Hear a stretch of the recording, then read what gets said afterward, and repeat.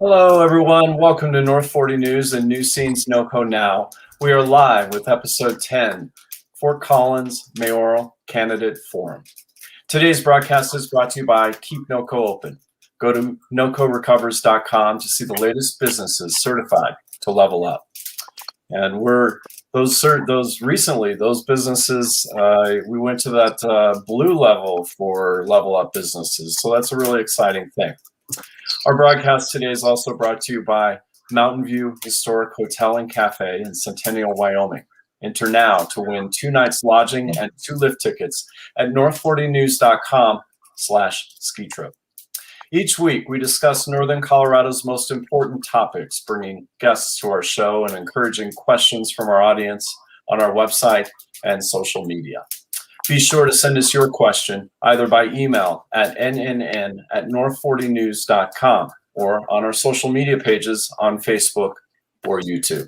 I'm Blaine Howerton, publisher of North 40 News and New Scene magazine, and with me is Stephen Bonifazi, our staff journalist. Hey, Stephen, here we are again.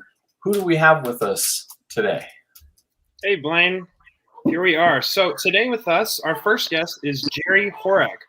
Gerry has lived in the Northwest District of Fort Collins over the course of 40 years and has been elected a total of 5 times to represent those citizens on the city council.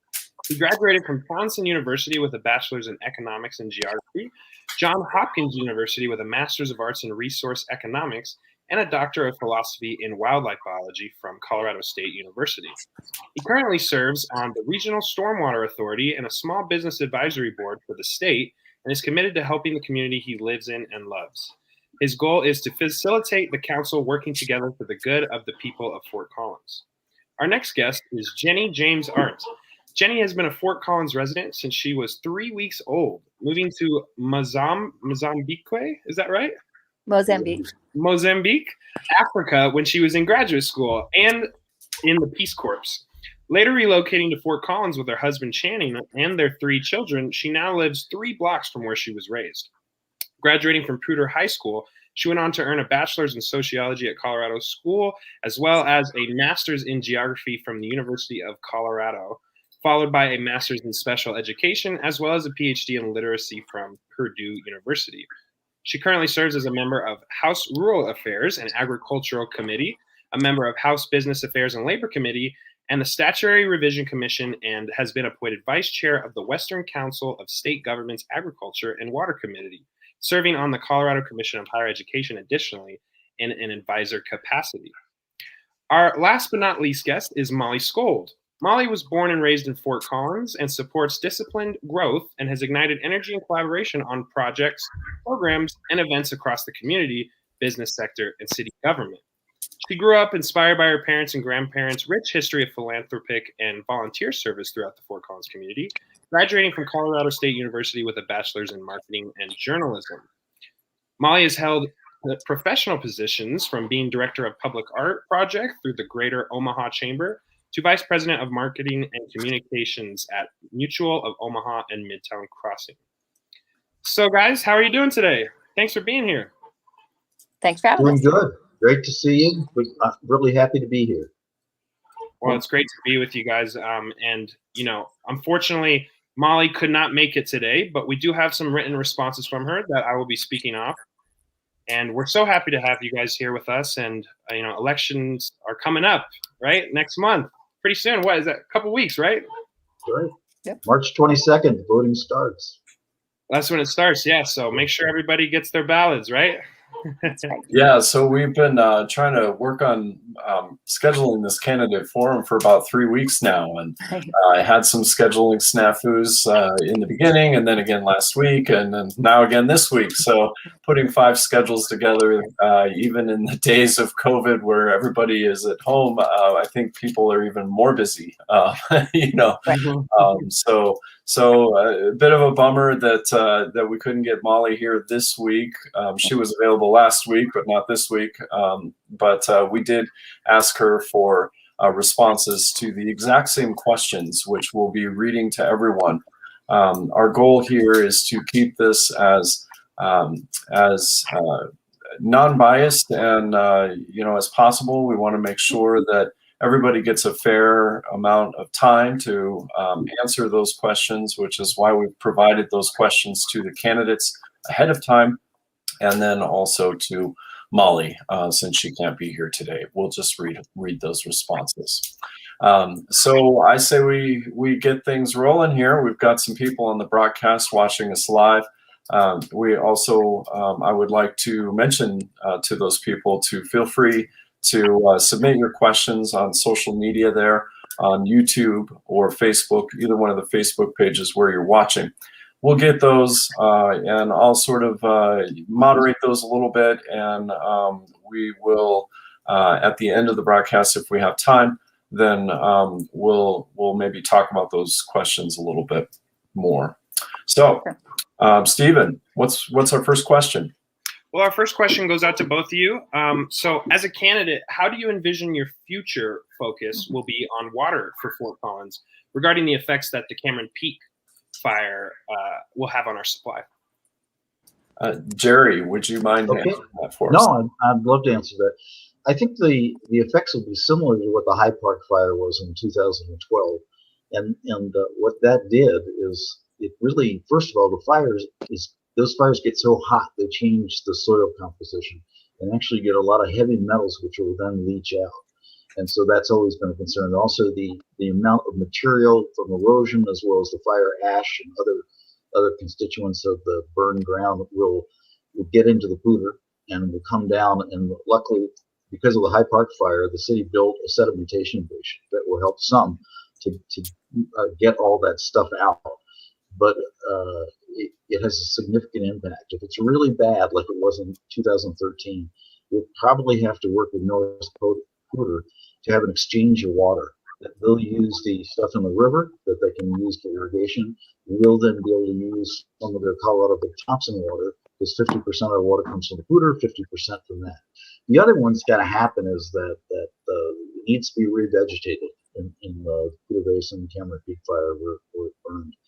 And that's going to be a cooperative effort was formed back when the fire happened between various jurisdictions, the city, the counties, various cities that use the water, really other cities, as well as the Forest Service, and I think the BLM was the Park Service was part of it too. That in that year we came up with so much local match, but we were able to get, I think it was $17 million from the federal government. I think we need the same thing now, at least that much money, because this fire is even larger than the High Park fire. So hopefully, with all the money coming for the effects of the stimulus and all that, it'd be a perfect opportunity. And I know our congressman is working on that, to make sure we get funds to do that, because it needs to be done this spring and continue through the summer and even next year. So the effects are rather stark, and we need to work on it. All right. Absolutely. And I'm going to go ahead and read Molly's response to that. Molly said, without a doubt, water is our most important resource. It's also a finite resource. As a state and region and a municipality, it's critical we come to the table and manage water collaboratively. There is an urgency to this issue in that northern Colorado is projected to run out of water by 2065. The future of our water in our region depends on this collective collaboration. With regards to the various aspects of water throughout our city and our region, we do well with our point source, treatment, and distribution systems. Most recently, with major fires occurring throughout our area, we've been reminded that we are vulnerable within our transmission systems. The issues surrounding water storage are crucial. We need to build relationships, not walls, encouraging leaders, volunteers, visionaries, and pragmatic thinkers from our region to think more creatively about solving our water storage issues is critical as forming and strengthening strong partnerships and collective constructive intelligence. All right, Jenny, your response, please. Oh, thank you. So just in the intro, I am the chair of the Ag and Water Committee, and I have been past chair of the Water Committee and the interim Summer Committee. Water is really what I do at the Capitol, and I spend a lot of time. Already I've had meetings with our community foundation, Greeley Water, Fort Collins, Northern, and then the water providers, Northern Water Provider, Colorado Water Conservation Board, and the Department of Natural Resources. And today, right now, we're going to go down and work on the supplemental to the state budget. We're working on a 75-25% match for water quality mitigation due to the East Troublesome Fire and the Cameron Peak Fire, which will impact our water quality immeasurably. So these are issues that I work on every day, such as today, that impact our region directly. And I have wonderful partners at the state, Becky Moss, who's head of the Colorado Water Conservation Board, and others. And then, of course, we can collaborate with our federal partners for some of the pandemic response money as well. I just ran a fire mitigation bill today that passed out of finance to be able to have bonding authority for fire mitigation work. So right now we have grant authority for capital improvement after a fire. This bill allows us to bond before a fire. So that seems like a better idea, doesn't it? So these are issues I work on every day. You can't separate out fire, ag, water. They're all intertwined. And so we think systematically, we deal with the problems that are in front of us and work to prevent them from happening again. Thank you. Thank you, Jeni. All right, our next question is to all the candidates, and we'll have Stephen read Molly's response next. What are your plans for revitalizing local businesses and making sure that they receive the support that they need? Stephen, if you'd read Molly's response to that. Absolutely. So Molly said, we want to attract new investments and partners, amplifying our existing assets and the strong economic success of our past with a collaborative, future-focused strategy will do that. Together with council and stakeholders, I will co-create a tangible strategic plan to guide overall strategy and lay the groundwork for direction, one that will foster the cooperative, constructive conversation we need. We can work together to create a resource navigator for help entrepreneurs find financing opportunities, identify mentorships, and obtain relevant marketing assistance. A more robust commitment to the entrepreneurial and startup community will increase innovation throughout our region and create job growth. Finally, a concentrated community will increase innovation throughout our region. Oh, I'm sorry, I read it wrong. Finally, a concentrated effort to broaden our regional partner relationships and co-author regional economic development opportunities will make Fort Collins and surrounding areas a stronger, more attractive, and more viable community.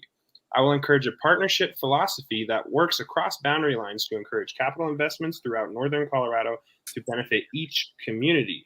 Amplifying our existing assets and the economic success of our past with collaborative, future-focused strategy will provide long-term value to attract new investments and employers. Working to co-create a tangible strategic plan will guide the overall strategy and lay the groundwork for direction, as well as foster cooperative, constructive conversation. We can work together to create a resource navigator to help entrepreneurs strategize financing opportunities, identify mentorships, and obtain relative marketing assistance. An enhanced commitment to the entrepreneurial and startup community will result in increased innovation throughout our region and ultimately create job growth.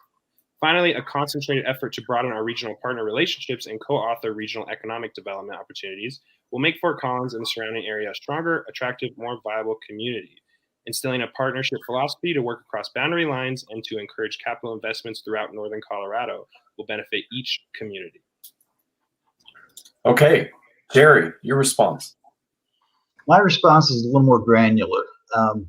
I think, first of all, we need to continue to provide utilities because most small businesses rely on electricity, the water, and making sure that they are provided. They're reliable. That's one of the advantages Fort Collins has for businesses. We have our electric system basically in the ground, so we have very few outages. And that's extremely important for many businesses that produce goods.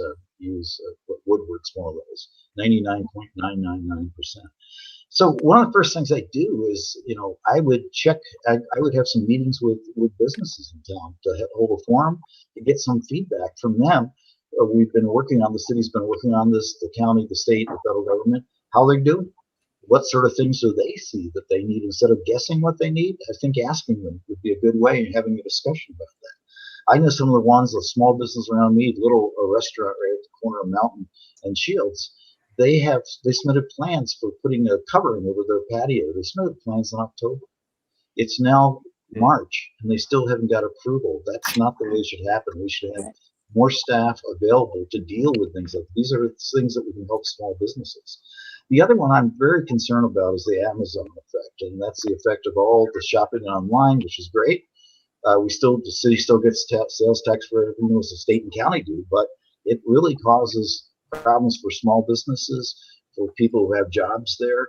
And it's something we really need to consider and maybe look at a program, even more program buying locally to get folks to realize the unintended consequences of that. Last, getting people back to work in those businesses, especially the service industry, will help get kids back into school. And where the kids are back in school, the economy will start to work a little better. So I'm really looking at existing businesses and try to revitalize them.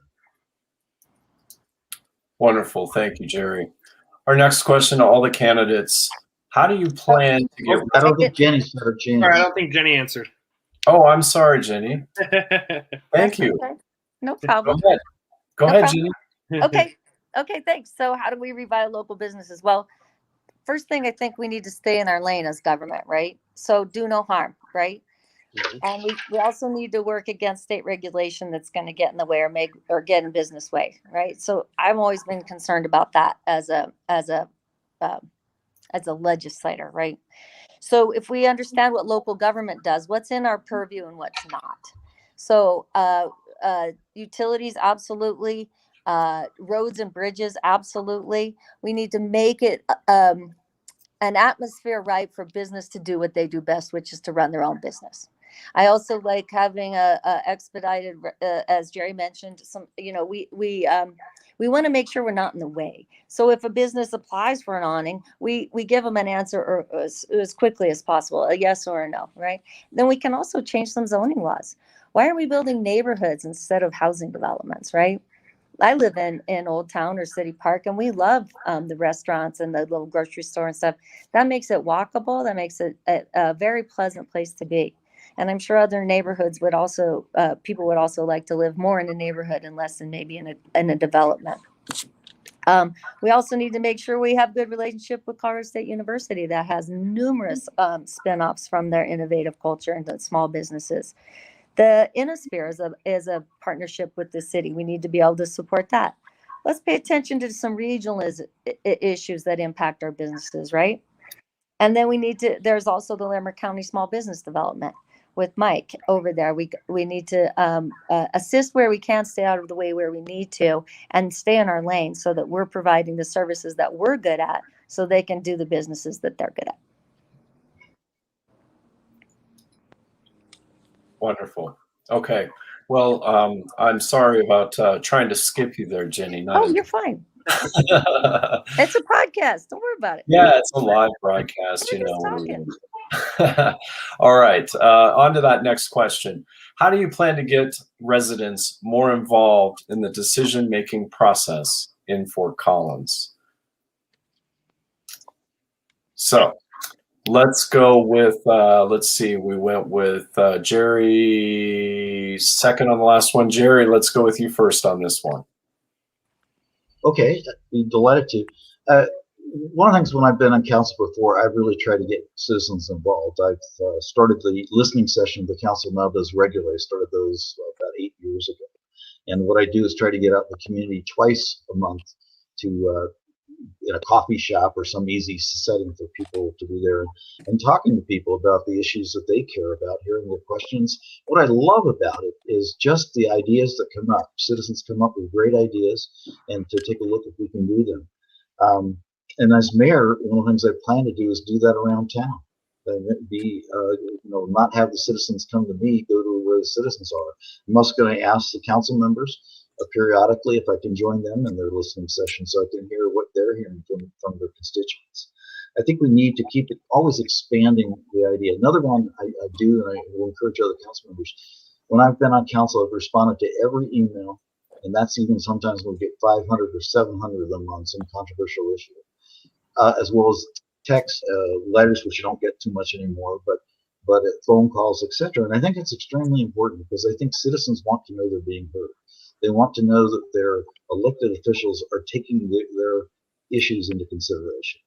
I think we need to hold some listening sessions too that are focused on either a subject or folks who are involved. Small businesses downtown is one. It could be environmental groups. It could be neighborhood groups to really try to get some people involved and get their ideas that are really going to be considered in the process. And then we also need one of the ones when we have controversial issues or changes, which wasn't done on the plastic bags, but I would have encouraged that, which is a stakeholder group where you get some folks together are going to meet periodically, really take a look at the issue. What are the options? What are the pros and cons of going various ways? And providing that to council is significant input with some meat to it. So those are some of the ideas I have to increase citizen participation. So Thank you, Gerry. Molly's answer to getting people more involved in the decision making is good people, smart people are opting out of local leadership opportunities because of the hostile place public service has become. I see fewer wanting to have a voice, asking for a place at the table. As mayor, I will help foster a culture of both high-performing board as well as a high-performing city government. Collections of individuals who prioritize mutually respectful working relationships and work together to solve key issues. I'll also work to improve and help strengthen and engage the collective intelligence, energy, and innovation of our entire population, lifetime and newer residents, young professionals, and older, to solve local challenges and rebuild our community stronger than ever. We must prioritize transparency. We owe that to our residents and to all those who do business with us. A commitment to transparency helps eliminate toxic private behind closed doors, prioritizes accountability, and provides trust. I've seen Fort Collins raise the bar on our community before. We can do it again, allowing for a culture of various viewpoints, prioritizing integrity and respect, and acting with conviction will ultimately make our city stronger. Jenny, your turn. Thank you, Blaine. This is something I think we do well. It's in our DNA, right? So we also likewise have community forums every other week, just as our predecessors did and the people before them. I was invited to the Kettering Institute in Ohio, chiefly because I'm from Fort Collins, Colorado. And I said, well, doesn't everyone do it like this? They said, no, turns out this is quite unusual. We grew up thinking that this is normal. So the center, it's no secret that or mystery why the Center of Public Deliberation is at Colorado State University, right? I've also been involved in something called the National Institute of Civil Discourse. So, then I was just recently appointed to a national advisory board of one of 10 on democratic, not reform, but best practices in democracy. I think people are looking to Fort Collins and our leaders because we have exemplified that. I also think our city staff does that. I can't tell you how many times I'm at a farmer's market, I go to the ones all over town.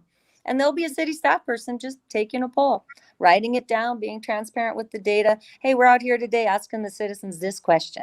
So it is going to the people where they are, not asking them to come to us.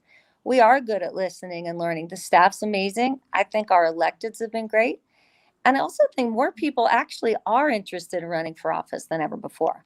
We have very competitive council races and a very competitive mayor's race. And that's one of the things that I'm really proud of Fort Collins for. And I think we keep it going. There's some notion always to sort of pare down the boards and commissions because we certainly have many. I served on the Commission of Disabilities because that's my professional background. I'm all for those. When people attend a meeting or they volunteer to be on a board or commission, they have skin in the game. They're showing up. They're feeding into council. They're meeting with each other. They're discussing these issues. And that really makes our city very strong. Thank you, Jenny. Absolutely.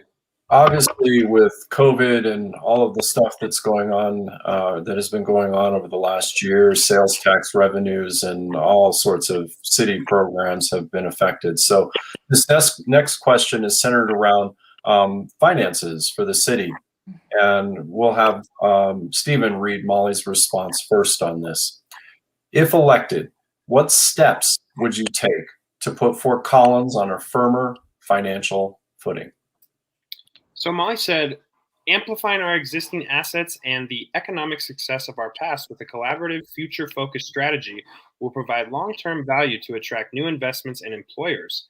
Working with city partners, businesses, and developers to co-create a tangible strategic blueprint will guide the overall strategy and lay the groundwork for direction, as well as foster cooperative, constructive conversation. Regional partners and city leaders can work together to create Resource Navigator to help entrepreneurs strategize financing opportunities, identify mentorships, and obtain relevant marketing assistance. This will lead to identifying, targeting, and working with high-quality and innovative businesses. An enhanced commitment to the entrepreneurial and startup community will result in increased innovation throughout our region and ultimately create job growth. Finally, a concentrated effort to broaden our regional partner relationships and co-author regional economic development opportunities will make Fort Collins and the surrounding area a stronger, attractive, and more viable community. Instilling a partnership philosophy to work across boundary lines and to encourage capital investments throughout northern Colorado will benefit each community. Building and strengthening relationships with our durable anchor partners like Colorado State University, NoCo Regional Airport, Woodward, and UC Health will help us solve problems, identify new areas of opportunity, and achieve goals together. All right.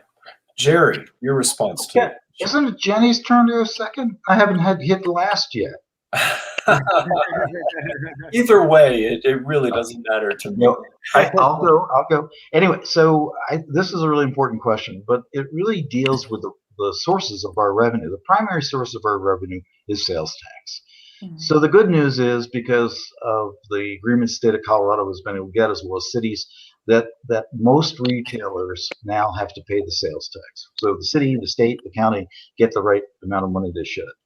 However, it is down some. It's down 5%. So in real dollars, real money, that's about $8 million. It was down for 2020. It's going to be down to in 21.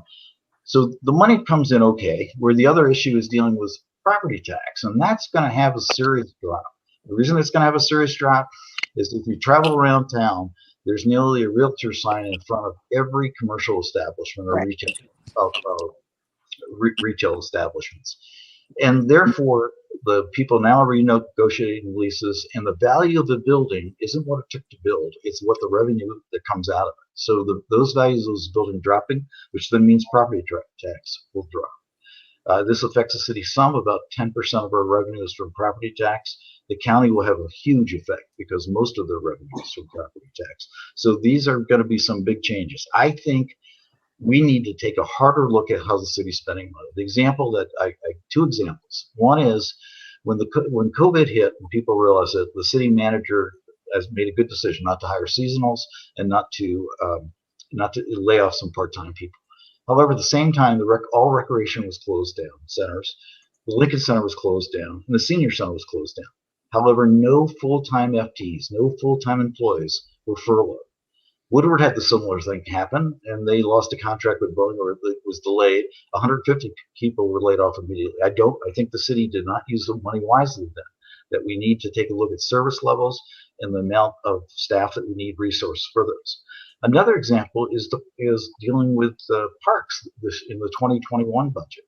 The parks were down. There wasn't enough money, and instead they tried to find money, use reserves, which to me for operations is, if it's critical operations, you're talking about police, fire, maybe, but certainly not just for maintenance of parks. We had an opportunity to see if people would really notice it was really important for them if parks, if the grass was cut once every 2 weeks instead of once a week, as the cemeteries were cut that way, the parks. So I think we have opportunities to take a look at what amenities we maybe have to change the service level on to make sure we provide basic services to the citizens. And when I mean basic, I'm including transit in that. I'm including police, fire, and streets.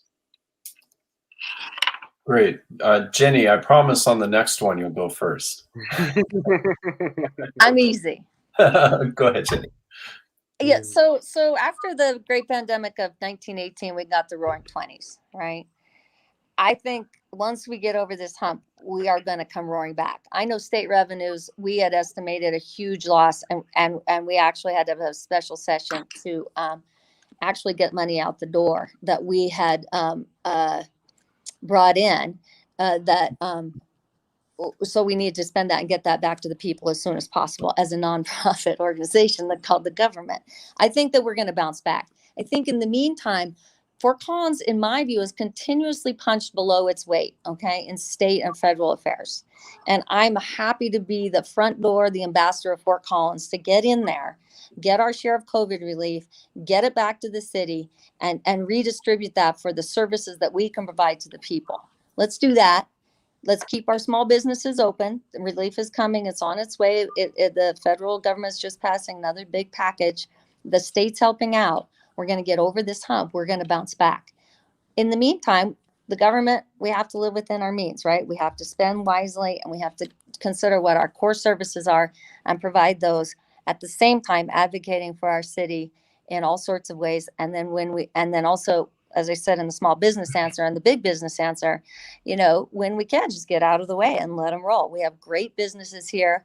We have great people. We're going to bounce back, and I'll be happy to be a part of it, and through thick or thin.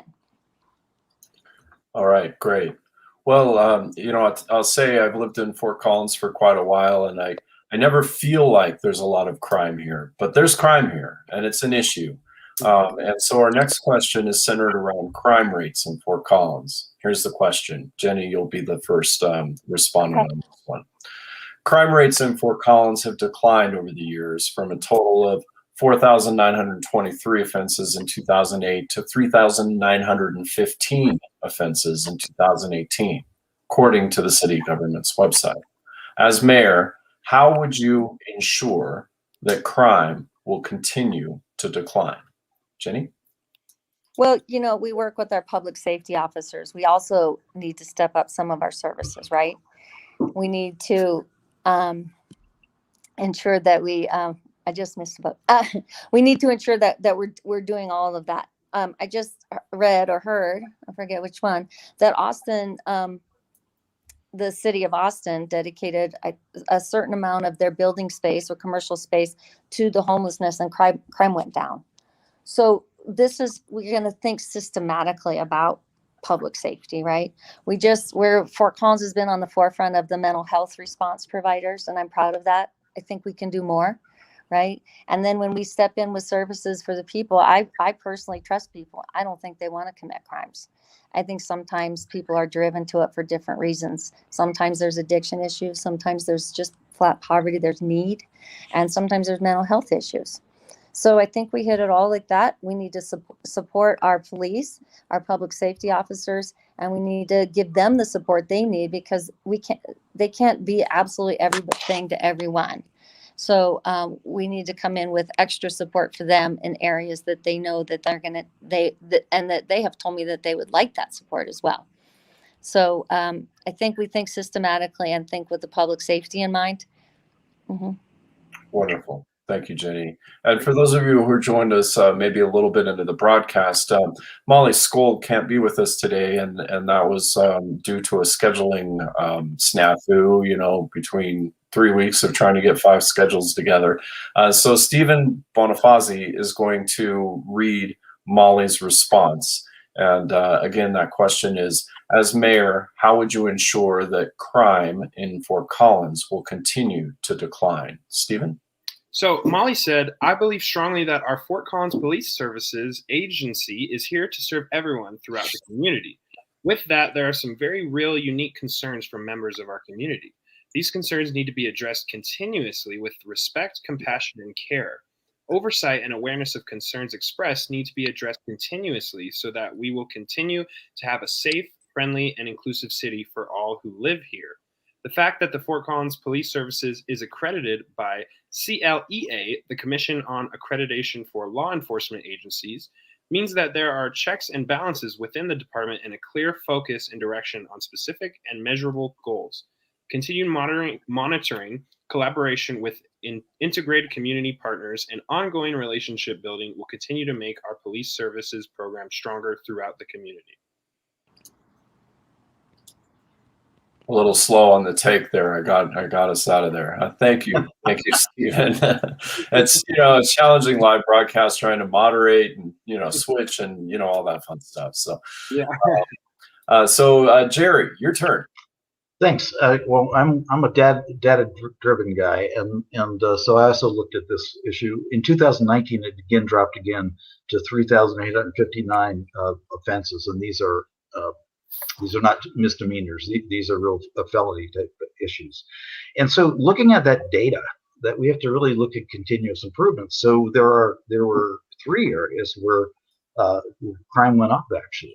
That in the past year, that was rape was up 23%, motor vehicle theft up 12%, and aggravated assault was up 20%. So I assume what our police will be doing, and certainly the council should be looking at, is to see how we're looking at those issues and trying to address those specifically to ensure that the amount of crime keeps going down overall.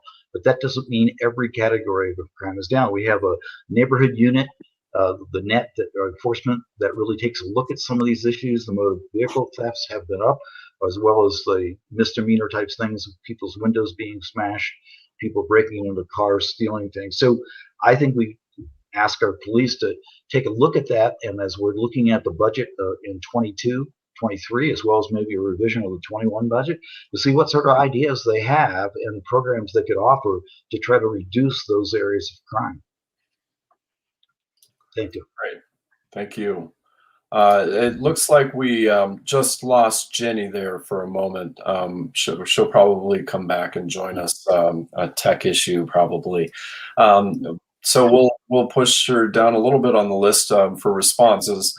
But our next question is, in your eyes, what is the most important issue facing Fort Collins right now, and how do you plan to address and overcome it? Stephen, will you read Molly Skold's response, please?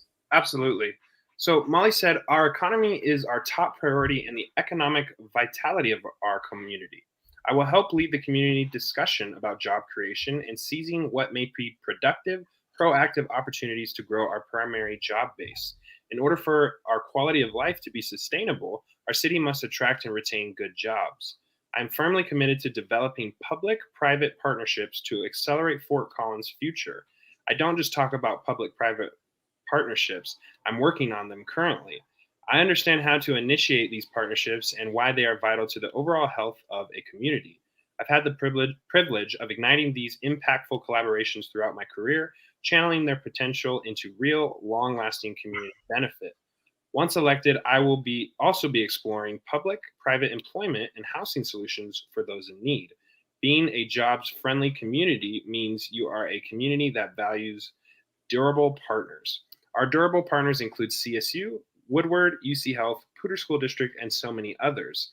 I will work with these partners to ensure strong, long-lasting relationships while exploring opportunities for growth and ways we can continue collectively to thrive as a community. And Blaine, I did want to mention, Jenny had let us know that she actually had to leave, and she thanked everybody for being here. So thank you, Jenny. Okay, yes, thank you for joining us, Jenny, today. Gerry, let's hear your response. There's a couple things I think we need to do. One, the first most important thing right now is to make sure all Fort Collins citizens have access to being vaccinated. And we need to really reach out to hard to reach populations. We have a number of places in town, I'm sure, do not have the internet, do not even have connections to the internet. So we need to go knock on doors. The police, the fire, they're used to doing this, responding. Other folks who do customer service for us to do the same, to join with the health district, CU Health, as well as other partners in the area to do that. And I think the council, the mayor, the senior staff should be some of those folks going around to really try to connect people, because every time you hear about it, it's sign up on the internet for the vaccine. Well, if you don't have the internet, I don't know how you're signing up that easy. So we need to really take a look at that and connect people to those resources. And then maybe, as some communities have been doing, provide transportation for them to make sure they get to where the vaccine is, or have the vaccine come to where they are. The other one just really associated with that is the connection to the Fort Collins internet utility. We need to change the priorities. The priorities now is going to neighborhoods that can pay money. The cost of the internet, as the city sees it, I think it's around $60 or $70 a month.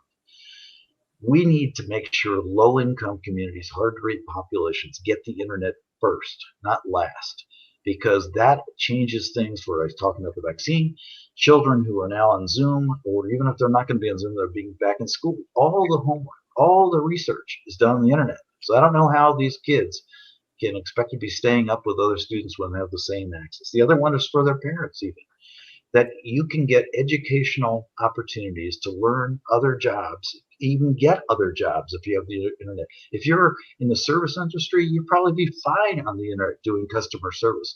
So I think we need to provide those opportunities for citizens. The other one, connection needs to be transparent. We should know where they're going, when they're going, and get them in areas where people really need help. Absolutely. Okay. Well, thank you, Gerry.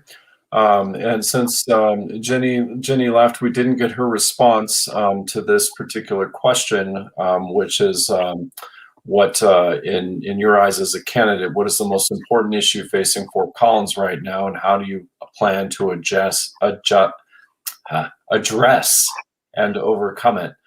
So I'm going to go ahead and put Jeni's website up there, and if this is a question that you really would like to get an answer from her on, I would recommend that you go to her website at jeniarndtformayor.com and leave a question in her contact area.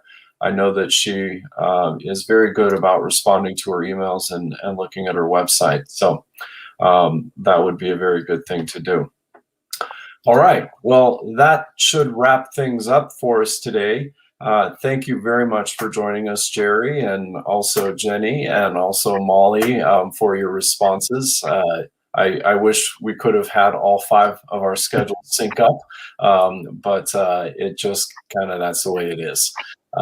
So I would be remiss if I did not mention that these broadcasts and North 40 News as a whole are supported through subscribers and subscriptions and also advertising. So every dollar that we receive from subscriptions goes right back into initiatives like this. We are a locally owned newspaper and news organization, and that is a very important thing. So we can have forums like this, and I know that we have been building as a result of those subscriptions. So go to north40news.com/subscribe. There's a bunch of options there. Anything from a few dollars a month to $79 a year, which is still a great deal to get a newspaper on a weekly basis. We have a driveway delivery program, which Stephen and I actually do personally on Mondays and Tuesdays. So I encourage you to sign up for that. You get the edition of the newspaper earlier than in the free newsstands and also in the mail. All right. Well, we're going to wrap this up. Thanks again, Gerry. Appreciate it. Thanks for having me. And I just want to say I read my newspaper yesterday. All right. Well, thank you. Thank you. Nice and early. Did you get it in the mail?